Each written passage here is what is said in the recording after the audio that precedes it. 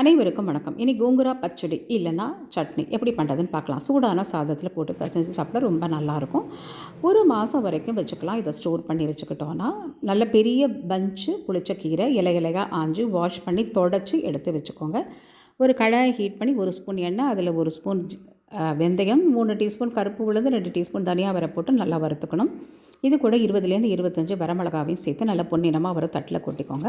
அரை ஸ்பூன் ஜீரகத்தை இதில் சேர்த்து கலந்து விட்டுருங்க. சூட்லேயே சரியாயிடும். அரை டீஸ்பூன் பெருங்காயம். இப்போ கீரையை வதக்குறோம். கீரை வதக்க ஆரம்பித்த உடனே கலர் சேஞ்ச் ஆகி நல்லா ஷ்ரிங்க் ஆகி டார்க்கஸ்ட் ப்ரௌன் ஆகிடும். ஆறட்டும், அப்படியே இருக்கட்டும்.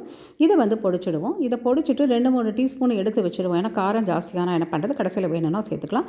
இதிலே வதக்கின கீரையும் போட்டு நல்லா அரைச்சி கொண்டு வந்திருக்கேன். கடாயை சூடு பண்ணி 50 கிராம் எண்ணெய், கடுகு, மிளகா, கருவேப்பிலை தாளித்து இதை போட்டு நல்லா வதக்கிடுங்க. உப்பு, மஞ்சப்பொடி மட்டும் சேர்த்து நல்லா வதக்கி ஆறின அப்புறம் ஒரு ஏர்டைட் ஜாரில் போட்டு வச்சுடுங்க. சூப்பராக இருக்கும். ட்ரை பண்ணி பாருங்கள். தேங்க்ஸ் ஃபார் வாட்சிங்.